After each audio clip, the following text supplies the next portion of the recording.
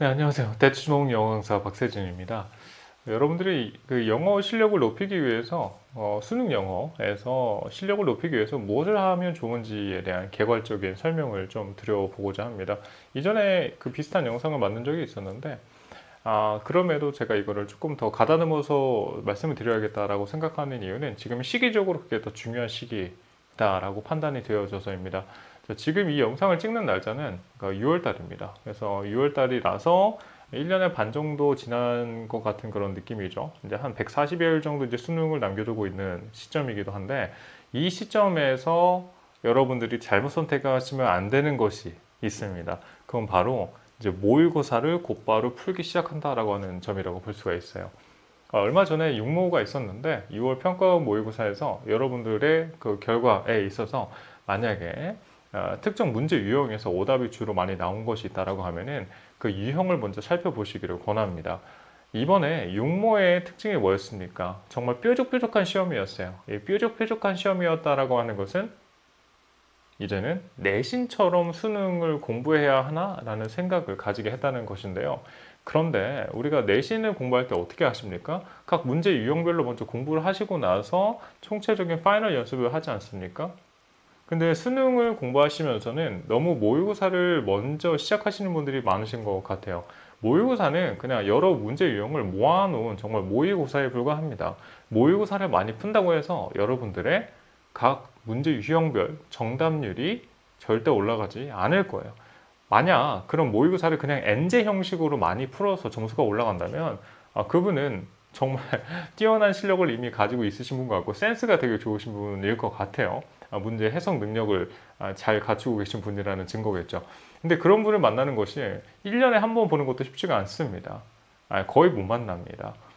저는 이제 6월 모의평가하고 9월 모의평가하고 끝나고 나서 상담을 주시는 분들이 이제 많이 계시는데 그 중에서도 좀 안타까운 것이 9월 모의평가가 끝나고 나서 상담을 주시는 분들이 계세요. 그래서 그때 상담을 드리다 보면은 어떻게 공부를 하고 계셨냐라고 물어보면 거의 10중 8구 다 대답하시는 것이 모의고사 수업을 들었는데 점수가 오르지 않는다.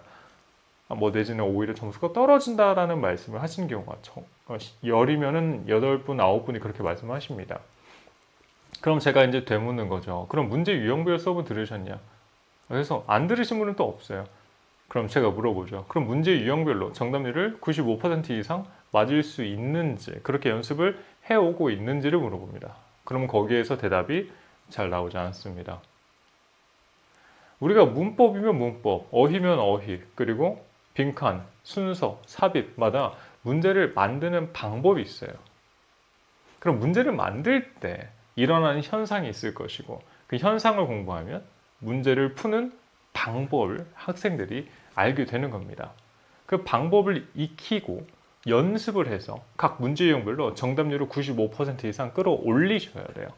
그리고 나야 모의고사로 그 유형들을 한 번에 모아서 연습을 했었을 때 모의고사의 연습에 실질적으로 의미가 있겠다라고 보여집니다. 그래서 구모가 끝나고 나서 상담을 받으시면 그때부터 11월 수능까지는 길어야지 2달 정도밖에 안 돼요. 그래서 아무래도 가능성이 있던 사람이라고 할지라도 2달이 짧은 시간이어서 아쉬운 결과를 맞이할 수도 있게 되는 겁니다. 근데 지금 이제 막 육모가 끝났지 않습니까?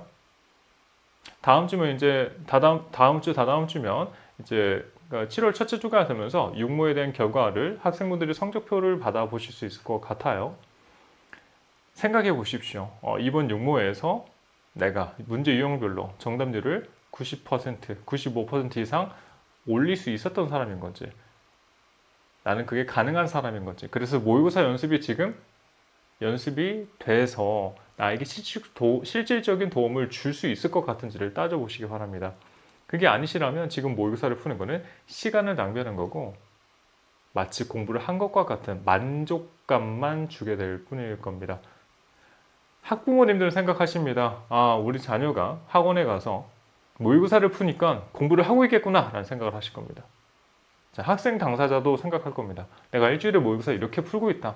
나는 공부를 하는 거야 라고 생각을 하실 건데 엔젤을 푸는 건 공부하는 게 아니십니다. 많이 풀어서 될 것 같다 라고 하면은 수능판은 수능 영어 시장은 아마 엔제들로 가득 차게 될 겁니다. 근데 그렇지 않습니다. 대치동 가서 돌아다녀 보시면 알겠지만 문제 유형별 수업을 먼저 다 합니다. 어느 강사님이나 다 하실 거예요. 그리고 나서 그게 준비된 학생들만 데리고 이제 모의고사 수업을 듣게 하는 거죠. 근데 앞서서 했었어야 됐던 이 문제 유형별 정리가 되어 있지 않으신 분들이 모의고사 수업을 듣게 되시면 예상보다 실력이 오르지 않는다는 걸 나중에 뒤늦게 느끼게 되실 건데 시간이 아깝습니다, 여러분. 시간이 아깝기 때문에 지금 여러분들이 처한 상황을 확실하게 인지하셔서 필요한 공부를 먼저 하시면 좋을 것 같습니다. 네, 각 문제 유형별로 문제를 푸는 방식은 여기저기에 정보들이 다 나와 있어요. 그리고 어느 강사님이나 유명한 강사님들도 그냥 온라인 강의 같은 것도 다 제공을 해주고 계실 겁니다. 그래서 그런 수업들 들으시면 분명 도움이 되실 거고요. 저도 그게 맞다라고 생각하는 사람이에요. 저는 대학원에서 영어 교육에 대한 전공 수업을 받을 때 라이팅 쪽, 글쓰기 쪽에 좀 심취해서 공부를 많이 했었습니다. 그래서 저는 라이팅을 많이 해봤는데 라이팅을 하면 글을 쓰지 않습니까? 그럼 글을 쓸 때 영어라고 하는 언어를 사용하는 방법론이 있습니다. 글을 쓰는 방식들이 있어요. 그게 빈칸, 순서, 삽입, 그리고 어법, 어휘하고 다 연관이 있습니다. 그래서 문제는 그냥 만들어지는 게 아니고 문제는 다 만들어지는 방법에 의해서 만들어지는 겁니다.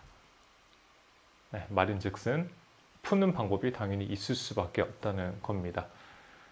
네, 이번 영상은 여기까지 하도록 하겠습니다. 한번 생각해 보시고요. 고민해 보시고 내가 지금 무슨 공부를 해야 되는지, 문제 유형을 해야 된다면 어떤 문제 유형을 공부를 해야 되는지 생각해 보시고 나는 모의고사를 풀어도 된다 라고 하면 어떤 모의고사를 풀어야 될 것인가 그것도 고민하셔서 잘 고르시기 바랍니다. 쉬운 모의고사를 풀어놓고 점수가 90점이 넘었다?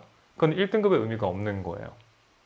그리고 어려운 문제가 아니고 지저분한 문제를 풀고 내가 2등급, 3등급, 4등급 예상치 못한 점수를 받았다. 그건 역시 슬퍼할 일이 아닙니다. 자, 다시 말씀드릴게요. 어려운 문제가 아니고 지저분한 문제에서 점수가 떨어진 건 당연한 겁니다. 여러분, 질 나쁜 문제와 어려운 문제는 다른 문제입니다. 그 점 생각해 주셔서 자기한테 맞는, 자기한테 도움이 되는 모의고사를 잘 선택해서 푸시면 시간을 많이 아끼실 수 있을 것 같습니다. 네, 이번 영상 여기서 마치도록 하겠습니다. 감사합니다. 대치동 영어강사 박세진이었습니다.